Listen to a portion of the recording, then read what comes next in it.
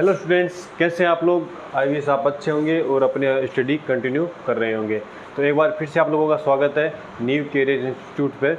और मैं कपिल देव आपको पढ़ा रहा हूँ मैथ्स। और हमारा जो टॉपिक चल रहा था वो है ट्रिग्नोमेट्री। तो हमने ट्रिग्नोमेट्री के काफ़ी कुछ पढ़ लिया उसके बारे के अंदर। हम यहाँ पे 11th और आपका जो जेई लेवल के क्वेश्चंस हैं उनकी बात कर रहे हैं, क्योंकि अपना जो सिलेबस है वो आप 11th क्लास आसानी से कर सको और जेई के क्वेश्चन भी बड़े ही आसानी से अटेम्प्ट कर सको। ठीक है, तो हमने पिछले वीडियोज़ में क्या क्या पढ़ा उसके बारे में एक बार बात कर लेते हैं। हमने वहाँ पर देखा, हमने ट्रिग्नोमेट्री फंक्शंस क्वाड्रेंट में चेंज करना, कि कौन से क्वाड्रेंट किस प्रकार से क्वाड्रेंट चेंज होता है और कौन से क्वाड्रेंट में फंक्शन है तो उसकी क्या वैल्यू होती है, उसका एंगल किस प्रकार से उसको तोड़कर उसकी वैल्यू निकालते हैं। क्योंकि हमने बात की थी कि अगर आपके पास 0 से π/2 के बीच में जो वैल्यू होती है, हम एंगल्स की बाकी फंक्शंस की भी वैल्यू सेम ही होती है, बस उसमें चेंजेज इतना आ जाता है कि कोई साइन की सिर्फ प्लस और माइनस का साइन का फर्क होता है, या कुछ इधर से उधर जा रही है तो वैल्यू इधर से उधर आ जाएगी। लेकिन जो 0 से 90 डिग्री के बीच में जो वैल्यू होती है ना, वो ही रिपीट होती रहती है, बस आगे पीछे। वो हमने अच्छे से देख लिया कि किस प्रकार उसको चेंज करना है। ठीक है, उस पर हमने कुछ क्वेश्चंस भी किए थे, कुछ एग्जांपल्स भी किए थे। ठीक है, आज बात करें, हमारा एक नया टॉपिक है जो आपको दिख रहा होगा, ट्रिग्नोमेट्री के ग्राफ। ठीक है, ग्राफ आप सबने पढ़ रखे हैं, छोटे कक्षाओं में आपने सभी ने ग्राफ पढ़ा है कि ग्राफ किस प्रकार से निकालते हैं। उसी प्रकार से हमारे पास जो ट्रिग्नोमेट्री फंक्शंस है उनके भी हमारे पास ग्राफ है। तो आज हम उन ग्राफ्स के बारे में एक एक करके सभी ग्राफ्स के बारे में पढ़ेंगे कि कौन सा ग्राफ किस प्रकार से निकलता है। उसके लिए आपको सबसे पहले चाहिए कि आपको पता होना चाहिए कि डोमेन क्या होता है, रेंज क्या होती है। तो उसके बारे में अगर आपको नहीं पता, मैं थोड़ा बेसिक से बता दूंगा। और बाकी हमने फंक्शन टॉपिक के अंदर ये सब चीज़ें करवाई हुई है, तो आप वहाँ पर जाके, और आपने अगर ट्रिग्नोमेट्री में आए हो तो सेट रिलेशन फंक्शन अच्छे से पढ़ा होगा। ठीक है, तो वहाँ पर आपने बात की होगी। और दूसरी, आपको ये पता होना चाहिए कि कौन से एंगल पर फंक्शन की क्या वैल्यू होती है, मेन कहाँ पर, 0 से 90 डिग्री। बाकी तो हम आसानी से निकाल लेंगे, क्योंकि हमने सीखा है कि क्वाड्रेंट्स के अकॉर्डिंग हम चेंज करके वैल्यू निकाल सकते हैं। ठीक है, तो सबसे पहले हम बात कर रहे हैं y = sin x की। अब देखो, डोमेन क्या होता है। डोमेन यानी बोले तो प्रांत। ठीक है, प्रांत। ये अक्ष की जो वैल्यू, अक्ष की वैल्यू जो हम पुट करते हैं वो आपके पास क्या कहलाता है, डोमेन कहलाता है। ठीक है, और जो अक्ष की वैल्यू पुट करने पर हमें जो फंक्शन जो मान देता है, ठीक है, मान जो मिलता है, जो मान मिलता है y की वैल्यू, वो हमारे पास क्या होती है, रेंज होती है। ठीक है, रेंज, रेंज को बोलते हैं परिसर। अब इस परिसर का मतलब होता है कि जहाँ तक हमारे साइन का मान, साइन फंक्शन की बात करें तो साइन हमारे पास अक्ष की क्या वैल्यू रखेंगे, जहाँ साइन हमारे पास से कोई ना कोई एक वैल्यू दे दे। ठीक है, जैसे हम पहले हमने छोटी क्लास में पढ़ा है कि y = 2x + 3, इस प्रकार से। फिर हम क्या करते थे, यहाँ पर अक्ष की वैल्यू पुट करते जाते थे, हमारे पास y की वैल्यू मिलती जाती थी। तो ये वाली इस प्रकार से लाइन होती थी, यहाँ पर हम अक्ष की वैल्यू जो लेते थे वो ड्रॉ करते थे, इस पर y की क्या वैल्यू मिल रही है, अगर पॉजिटिव मिल रही है तो इधर, नेगेटिव मिल रही है इधर, ये वैल्यू अक्ष की पुट करते थे। यहाँ पे पॉजिटिव मिलती तो इधर और नेगेटिव मिलती थी तो इधर y पर। हम इस प्रकार से ड्रॉ करके और उन लाइन्स को हम क्या करते थे, आपस में मैच कर देते थे। इस प्रकार से कर दो, किस प्रकार, जिस प्रकार से वो बन रही हो उसी प्रकार से हम उनको आसानी से मैच कर सकते हैं। ठीक है, ये हमने छोटी क्लासों में पढ़ा है कि ग्राफ किस प्रकार से बनाते हैं। तो आज जो बात कर रहे हैं वो हमारे पास है sin x का ग्राफ। ठीक है, चलो देखते हैं। सबसे पहले sin x के ग्राफ बनाने से पहले आपको इसके एंगल्स की सभी की वैल्यू पता होनी चाहिए कि कौन से एंगल की कितनी वैल्यू होती है और कहाँ होती है।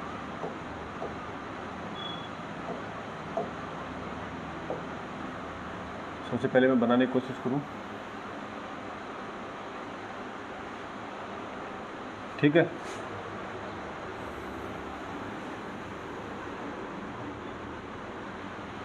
ये हो गया आपके पास, ये आपके पास y एक्सिस है,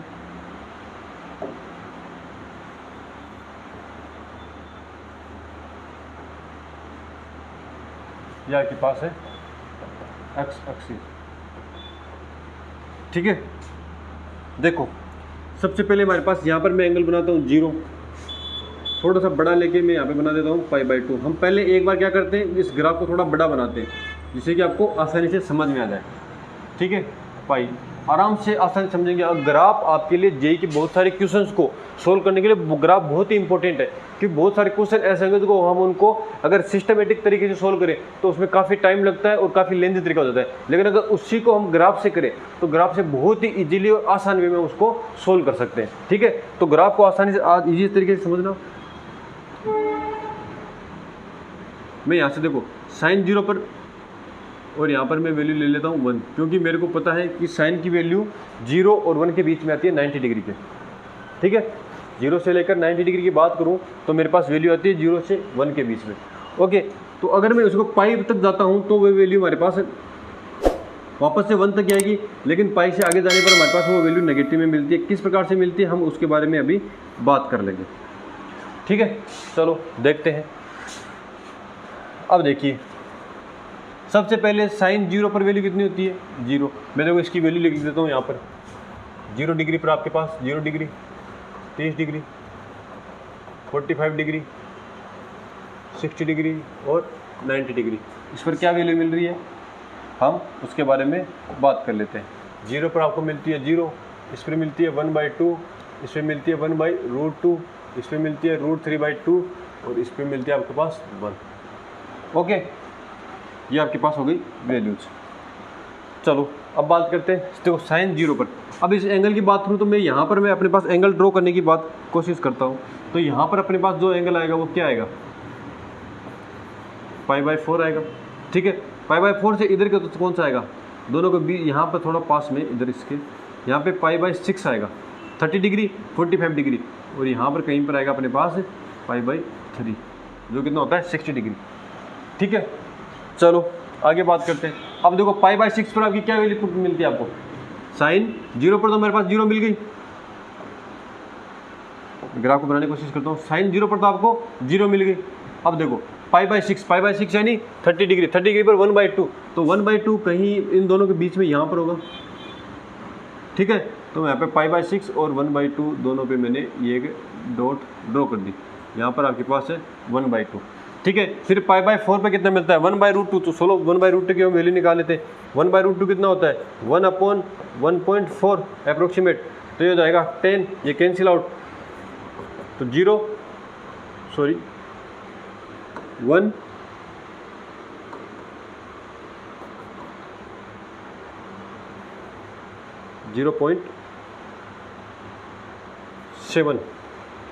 0.7 के अप्रोक्सीमेट ये वैल्यू आती है। तो 1/2 तो 0.5 है, तो यहाँ पर ये कहीं पर होगा 1/√2।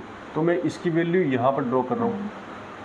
समझते था ना किस प्रकार से बना रहे हो? उसके बाद में आती है आपकी √3/2। तो √3/2 की वैल्यू निकाले हम, कितना होता है? 0.85 अप्रोक्सीमेट। ठीक है, 0.85 अप्रोक्सीमेट अपने पास ये वैल्यू आएगी। तो यहाँ पर 0.85 कहीं यहीं पर होगा, तो ये वाली वैल्यू आपके पास आ जाएगी यहाँ पर। और π/2 पर आपको कितना वैल्यू मिलती है? 1 वाली वैल्यू मिलती है। तो मैं π/2 पर आपके पास 1 वाली वैल्यू बना रहा हूँ। ठीक है, चलो देखो मैं यहाँ पे 1 वाली लाइन ड्रॉ कर रहा हूँ।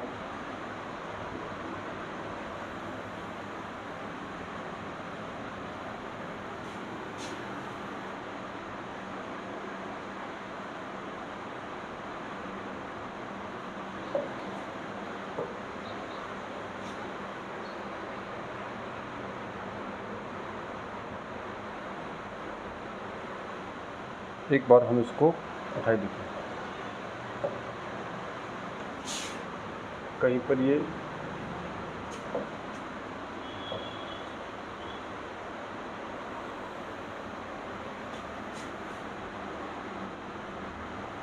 यहाँ से कुछ। ठीक है, अब देखो मैं यहाँ पे एक लाइन और ड्रॉ कर लेता हूँ। यहाँ पे जो π/2 आ रहा है उस पर भी मैं एक लाइन बनाने की कोशिश कर रहा हूँ। ये π/2 पर हो गया आपके पास।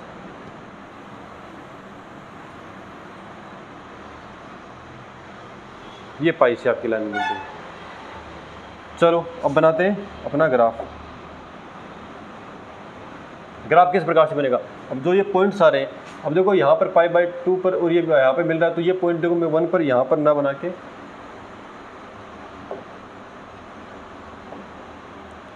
आपको ये पॉइंट मिलेगा यहाँ पर। ठीक है, अब इन पॉइंट्स को मिलाते हैं तो ये कुछ इस प्रकार से मिलेंगे आपके पास जो पॉइंट आ रहे हैं। आई बात समझ में? अगर तो ये ग्राफ सही मिल रहा है तो साइन फर्स्ट क्वाड्रेंट में क्या होता है? पॉजिटिव होता है। जो 0 से π/2 तक मान देगा वो π/2 प्लस में भी देगा, लेकिन वो कौन से मान देगा, कोस के मान देगा। π/2 प्लस करते हैं आपको पता है फंक्शन क्या होता है, चेंज हो जाता है किसमें, कोस में। हमने बात की थी कोस π/2 प्लस थीटा, π/2 और 3π/2 पर हमारा फंक्शन साइन से कोस, कोस से साइन, टेन से कोट, कोट से टेन, सेक से कोसेक और कोसेक से सेक में चेंज हो जाता है। ठीक है, चलो तो देखो अगर कोस की वैल्यू देखिए, कोस हमारे पास क्या होता है, अगर साइन की वैल्यू इस प्रकार चल रही है तो कोस की इधर से इधर चलती है। तो मतलब जहाँ पर हमने साइन खत्म किया वहाँ से कोस की वैल्यू स्टार्ट होगी और यहाँ तक आ जाएगी। सेम यही वैल्यूज इधर आ जाएंगी आपके पास। तो यहाँ से यहाँ तक हमारे पास ग्राफ ये बन गया। अब देखो यहाँ पे पाई तक हमने बात की थी, यहाँ वाली लाइन में देखो ड्रॉ कर देता हूँ। आपके पास ये किसकी वैल्यू है,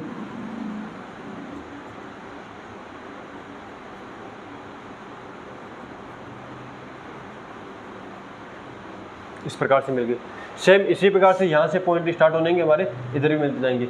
और अगर मैं इस ग्राफ को रिपीट करना चाहूँ तो ये ग्राफ इस बार देखो, फर्स्ट क्वाड्रेंट 0 से π/2, सेकंड क्वाड्रेंट π/2 से पाई, इन दोनों में पॉजिटिव होता है। लेकिन उसके बाद में पाई से लेकर 2π तक, 3π/2 और 3π/2 से 2π तक हमारे पास ग्राफ क्या मिलता है, नेगेटिव। क्योंकि थर्ड क्वाड्रेंट और फोर्थ क्वाड्रेंट में कोस साइन क्या होता है हमारे पास, दोनों में क्या होता है, नेगेटिव होता है। तो अगर मैं यहाँ पे 2π लेता हूँ आपके पास, तो अपना जो ग्राफ मिलेगा वो हमारे पास इस 1 से मिलेगा।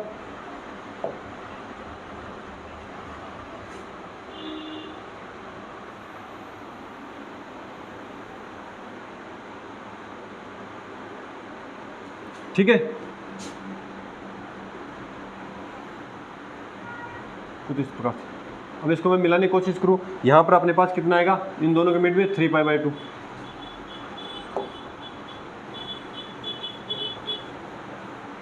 तो ये ग्राफ कुछ 3π/2 पर नीचे टच होके 2π पर इस प्रकार से मिलेगा।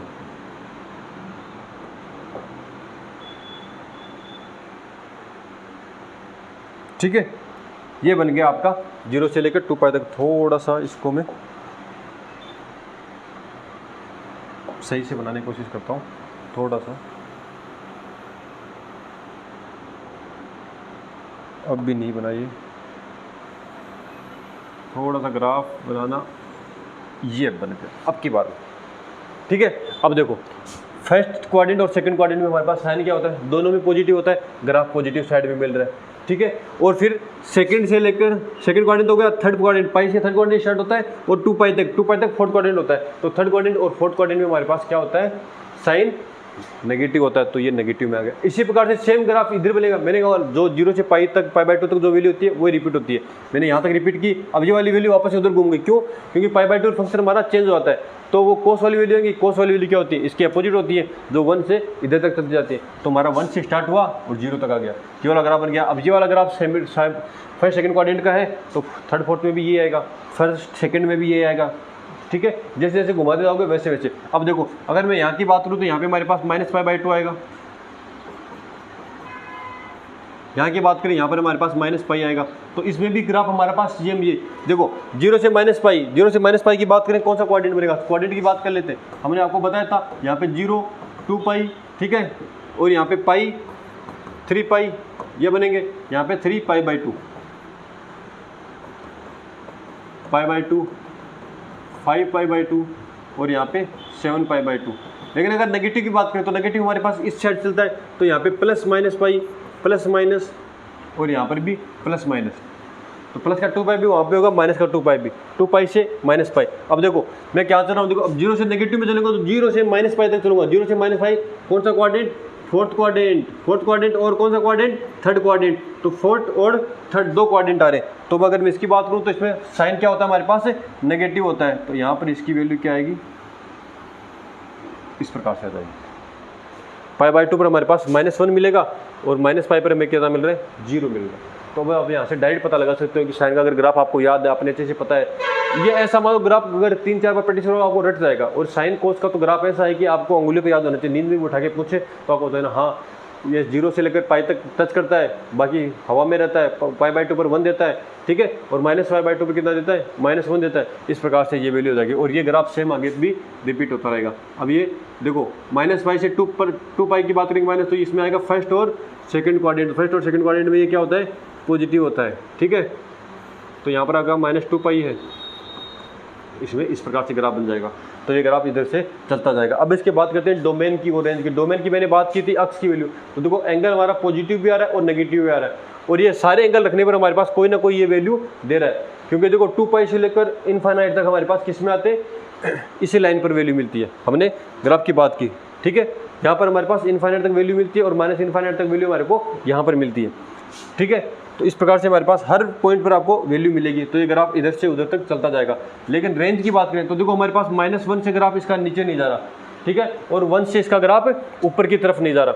तो 1 से ऊपर नहीं जा रहा, -1 से नीचे जा रहा, मतलब इसी एरिया में ये क्या हमारे पास ग्राफ मिल रहा है, इस एरिया में ग्राफ मिल रहा है। तो ये यहाँ से यहाँ तक इसकी क्या हो गई, रेंज हो गई। तो अपने रेंज की बात करें, रेंज अपनी हो गई -1 से लेकर के 1 के बीच में, ठीक है। और अब बात आती है डोमेन की। तो डोमेन बताया जो अक्स की वैल्यू आप पुट करते हो, अक्स एक्सिस ये है, इस पर आप क्या वैल्यू पुट करो, माइनस इनफाइनाइट से लेकर प्लस इनफाइनाइट तक। तो माइनस इनफाइनाइट से प्लस इनफाइनाइट डोमेन की बात करें तो डोमेन आपका हो जाएगा आर लिख सकते हो, या इसको लिखोगे आप माइनस इनफाइनाइट से लेकर के इनफाइनाइट तक, एक ही बात है, ठीक है। तो इस प्रकार से हमारा हुआ साइन एक्स का ग्राफ। अब आप किसी भी वैल्यू बात करना चाहो, मेन एंगल्स की बात करो तो यहाँ वाले π/2 पर -π/2 पर -π पर कितना आता है, यहाँ पर हमारे पास -3π/2 आएगा, ठीक है। इस पर क्या वैल्यू आती है, तो सभी एंगल्स पर हम वैल्यू यहाँ से इन मेन पॉइंट्स पर, बाकी बीच वाले पॉइंट्स को हम π/2 माइनस करके 3π/2 माइनस करके π + π माइनस करके 2π + 2π माइनस करके 4π - 4π प्लस करके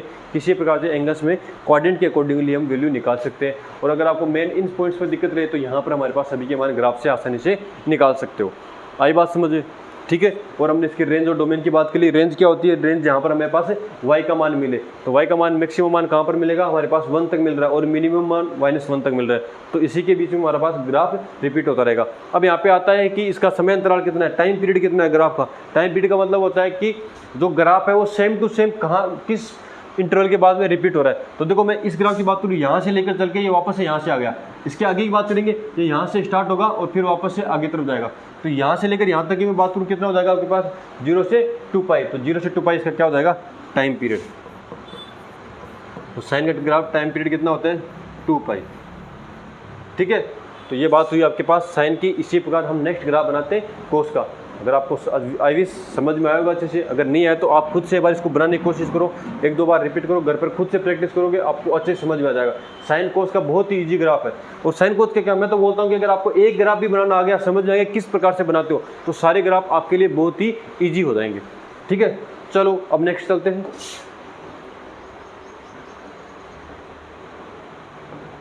हमारे पास साइन का बना लिया। अब बात करते हैं y = cos x की।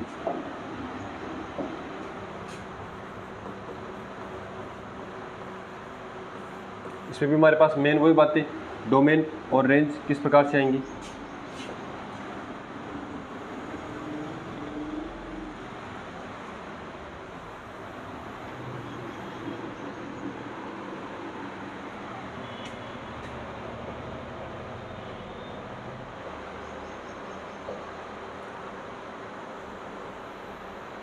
थोड़ी सी लाइन सीधी बना लेते हैं हम, ये आ गया आपके पास, ठीक है। वापस से वही पॉइंट, यहाँ पर 0,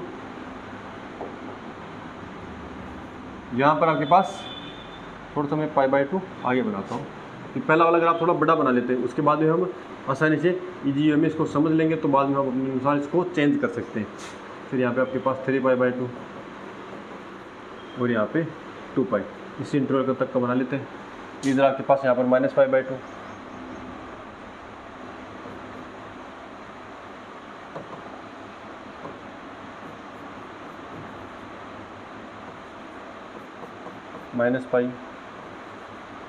माइनस का 3π/2 और यहाँ पर माइनस का 2π। यहाँ तक वैल्यू आ गई। चलो अब बात करते हैं कोस के ग्राफ की। कोस के ग्राफ में हमें मैक्सिमम वैल्यू कहाँ से मिलती है, जो साइन की मिलती है वही कोस की मिलती है, क्योंकि साइन में इधर से वैल्यू को याद करने का आपने तरीका सीखा होगा कि 0, 1/2, 1/√2, √3/2, इस प्रकार से आपके पास वैल्यूज आती है, ठीक है। तो आगे वाली वैल्यूज किस प्रकार से आएंगी, साइन कोस के अंदर भी उसी प्रकार से हमारे पास वैल्यूज मिलती है। ओके, तो चलो देखो बात करते हैं।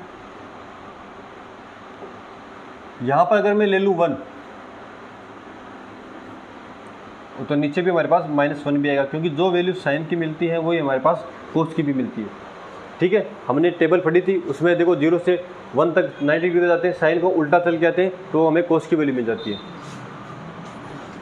देखो अब देखो साइन 0 कोस 0 पर हमारे पास, अब कोस की वैल्यू बात कर रहे हैं तो मैं यहाँ पर π/2 पर भी अपनी लाइन्स ड्रॉ कर लेता हूँ।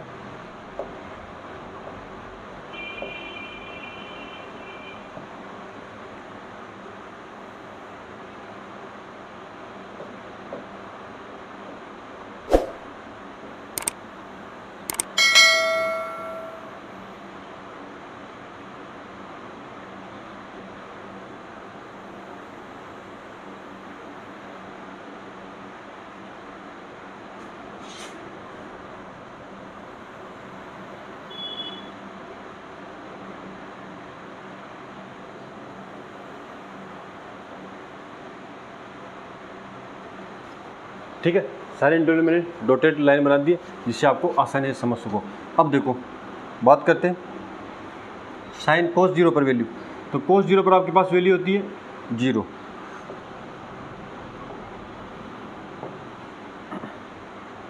वो ये वापस है हमारे पास एंगल, यहाँ पर π/6, बीच दोनों के मिड में π/4 और यहाँ पर आपके पास आता है π/3।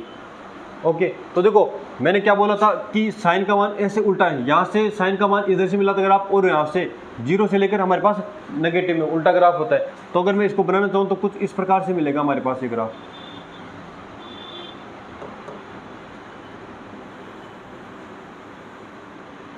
ठीक है, ये हमारे पास ग्राफ मिल गया इधर से। अब आगे की बात करें तो ये फर्स्ट क्वाड्रेंट में कोस क्या होता है पॉजिटिव, और फोर्थ क्वाड्रेंट कहाँ पे जाएंगे 0 से -π/2 तक, तो 0 से -π/2 तक जाएंगे तो हमारे पास फोर्थ क्वाड्रेंट आएगा, और फोर्थ क्वाड्रेंट में क्या होता है ये कोस पॉजिटिव होता है, तो फोर्थ क्वाड्रेंट में हमारे पास same to same positive graph मिलेगा। ठीक है, पॉजिटिव ग्राफ मिल गया। अब देखो π/2 से पाई हमारे पास होता है, π/2 से पाई सेकंड क्वाड्रेंट, सेकंड में कोस क्या होता है नेगेटिव, तो ये वाला जो ग्राफ मिलेगा हमें कहाँ मिलेगा नेगेटिव में मिलेगा, और नेगेटिव में किस प्रकार से मिलेगा जैसा ऊपर मिल रहा है ये नेगेटिव में। और देखो पाई से 3π/2, पाई से 3π/2 थर्ड क्वाड्रेंट में भी हमारे पास कोस क्या होता है नेगेटिव होता है, तो यहाँ पर ये इसकी वैल्यू नेगेटिव में मिल जाएगी। तो इसको ग्राफ को मैं थोड़ा सही से बनाने की कोशिश करता हूँ।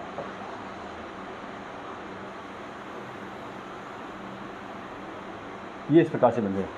ठीक है, अब इधर की बात करें तो देखो -π/2 से -π में हमारे पास कौन सा क्वाड्रेंट आएगा, -π/2 से -π थर्ड क्वाड्रेंट में कोस क्या होता है नेगेटिव, तो ये ग्राफ किधर जाएगा नेगेटिव में।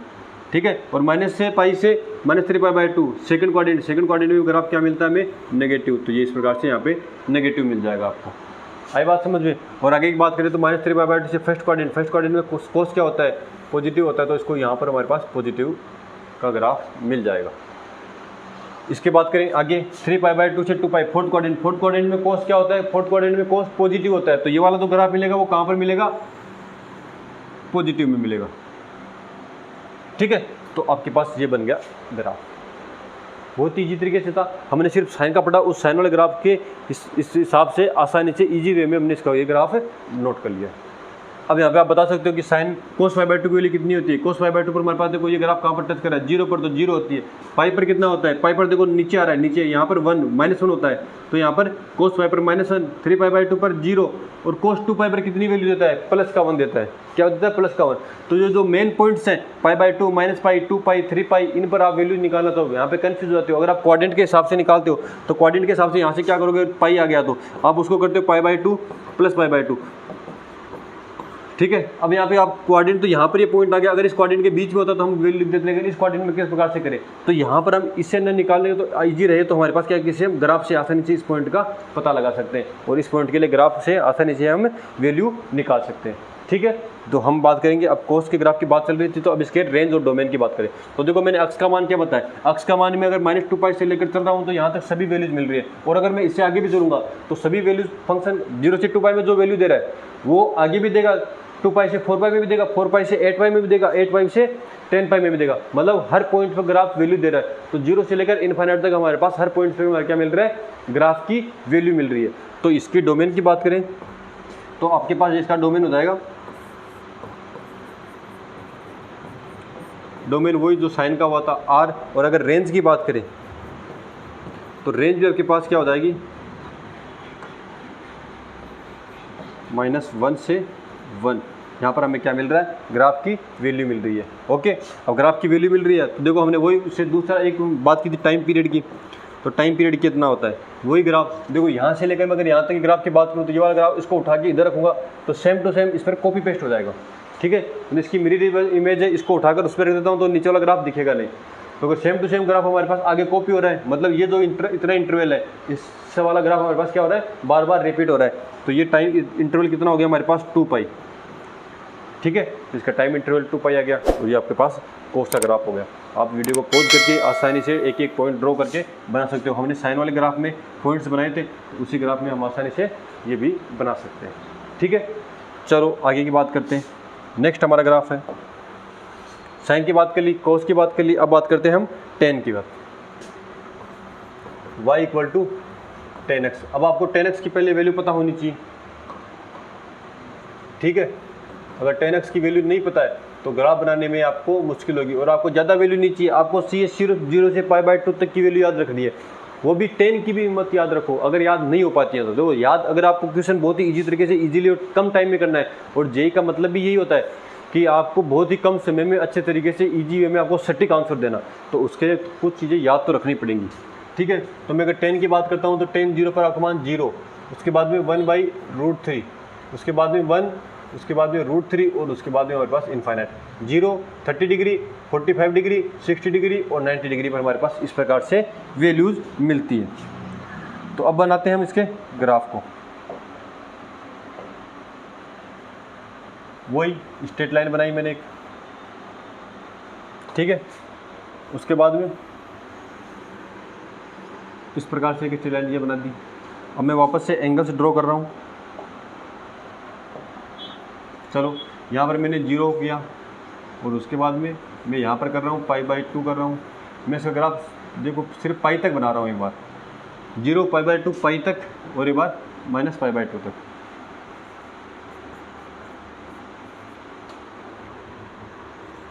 -π तक, इसी इंटरवल में हम इसके बाद ग्राफ बनाने की कोशिश करते हैं। ठीक है, तो सबसे पहले देखो इसका मान 0 पर क्या मिलता है, यहाँ पर 0 हो गया, 10 0 पर 0, उसके बाद में 1/√3, तो 1/√3 की वैल्यू मैं इधर निकाल लेता हूँ। 1/√3 कितना होता है, 1.1/1.7, मतलब 10 17 102 है ना, लगभग अप्रोक्सीमेट 0.6 आएगी इसकी वैल्यू। अप्रोक्सीमेट इसकी वैल्यू कितनी आ रही है आपके पास है, 0.6। तो 0.6 कहाँ पर होगा, मैं 1 लेके चलूँ तो देखो यहाँ पर इसकी अंतिम वैल्यू, जो अक्स की वैल्यू पर y का मान जो मिल रहा है, y का मान इन्फाइनाइट तक मिल रहा है, तो अंतिम वैल्यू मेरे पास इन्फाइनाइट तक जाएगी। तो मैं यहाँ पर कहीं पर ले लेता हूँ 0.6। ठीक है, तो यहाँ पर कहीं पर मेरे पास 0.6 आएगा। उसके बाद में 1 आ रहा है तो 1 मैं यहाँ पर ले लेता हूँ। उसके बाद में आ रहा है √3 की वैल्यू होती है 1.7, तो 1.7 मेरे पास कहीं पर यहीं पर आ जाएगी। ठीक है, उसके बाद इन्फाइनाइट मिल रहा है। तो देखो ये यहाँ से यहाँ तक तो ग्राफ मेरे पास यहाँ पर कितने पर मिल रहा है, √3 60 डिग्री पर, सॉरी 60 डिग्री पर मिल रहा है, 60 डिग्री यहाँ पर होगा, तो यहाँ तक तो मेरे पास ग्राफ इस प्रकार से मिलेगा। यहाँ पर तो मेरे पास ग्राफ इस प्रकार से मिलेगा। और फिर देखो इस लाइन की मैं अगर मैं बात करूँ π/2 वाली लाइन की आपके पास, तो जो π/2 वाली लाइन है, अगर मैं उस पर लाइन ड्रॉ करने की कोशिश करता हूँ,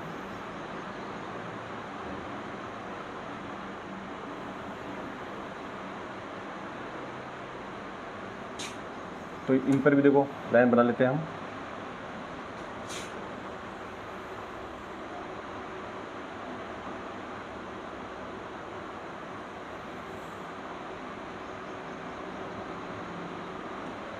ठीक है, तो ये यहाँ तक ग्राफ इस प्रकार जाएगा। और फिर आगे π/2 पे कितना मिल रहा है, इनफाइनाइट, तो इनफाइनाइट कहाँ होगा, इधर। इनफाइनाइट टच नहीं करेगा लेकिन π/2 पर इनफाइनाइट के करीब से गुजरेगा। तो देखो मैं इस ग्राफ को बनाने की कोशिश कर रहा हूँ, कंप्लीटली बनाते हैं इस ग्राफ को। ये ग्राफ कुछ इस प्रकार से यहाँ तो इससे जाएगा और फिर ऊपर की तरफ इसके पास से निकलेगा, बहुत धीरे धीरे इसके पास होता जाएगा।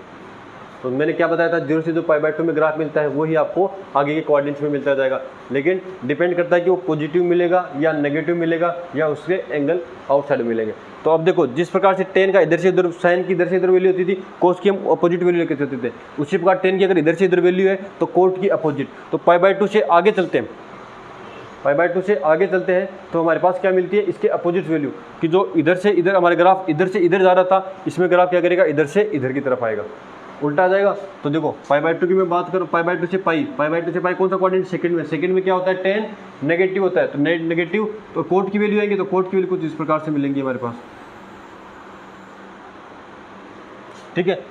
0 से -π/2, 0 से -π/2 कौन सा कोऑर्डिनेट है, 0 से -π/2 फोर्थ कोऑर्डिनेट हमने बात की थी, 0 से -π/2 ये वाला कोऑर्डिनेट यहाँ पे -π/2 होता है और यहाँ पर होता है -3π/2, ये आपस में प्लस माइनस के इंटरचेंज होते हैं। यहाँ पर 3π/2 प्लस का है तो -3π/2 वहाँ पे मिलेगा, यहाँ पे π/2 प्लस का है तो -π/2 आपको यहाँ पर मिलेगा, ठीक है। तो ये इस प्रकार से हमारे को ग्राफ मिलेगा। तो इसमें हमारे पास ग्राफ किस प्रकार से आएगा, सेम वो की वो वैल्यू और वो दो नेगेटिव में ये मिल रहा है, ठीक है। अब देखो इसके ग्राफ को मैं आगे बनाने -π/2 पर -π/2 से -π से -π कौन सा थर्ड क्वाड्रेंट में साइन क्या होता है पॉजिटिव, तो यहाँ पर हमारे पास क्या वैल्यू मिलेगी, पॉजिटिव वाली मिलेगी। इसके आगे बात करें तो इससे आगे हमारे पास वैल्यू कहाँ तक, नेगेटिव तक, तो ये वापस से इस प्रकार से मिलेगी। सेम ये वाली वैल्यू को अगर मैं आगे बढ़ाने की बात करूँ तो ये आगे वाली वैल्यू इस प्रकार तक जाएगी, ठीक है। यहाँ पर हमारे पास हो गया π/3। यहाँ पर अगर बात करें 1 की तो यहाँ पे हमारे पास π/4 होता है, और यहाँ पर अगर मैं बात करूँ तो π/6,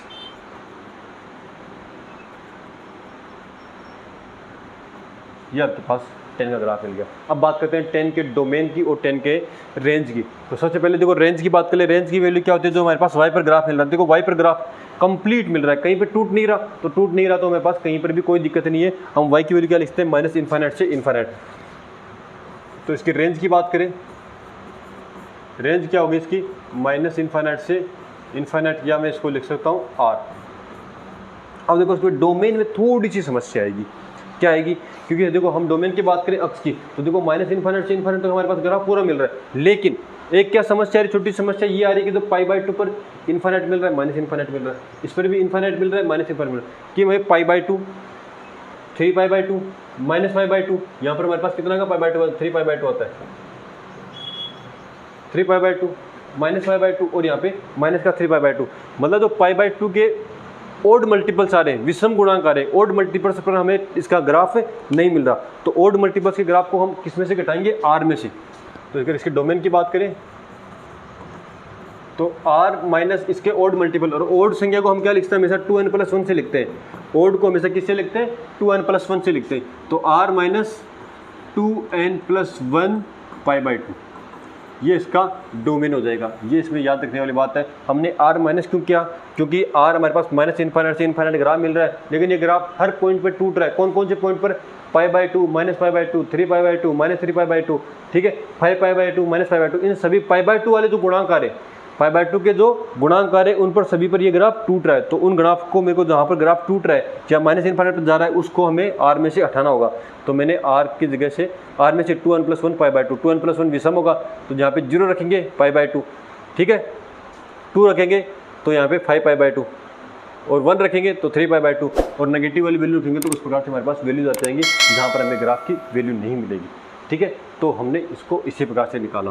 अब देखो साइन का हमने बना लिया, उसी प्रकार से कोस का, तो 10 का उसी प्रकार बना लिया, तो उसी प्रकार आप कोट का ग्राफ भी आसानी से बना सकते हो, ठीक है। तो आज की क्लास में हम इतना ही करते हैं। बाकी जो कोट का ग्राफ रह गया आप नेक्स्ट क्लास में उसे खुद से प्रैक्टिस करना। नेक्स्ट क्लास में हमारे पास 3 ग्राफ रह गए, उन 3 ग्राफों के बारे में हम अगले वीडियो में विस्तार से चर्चा करेंगे।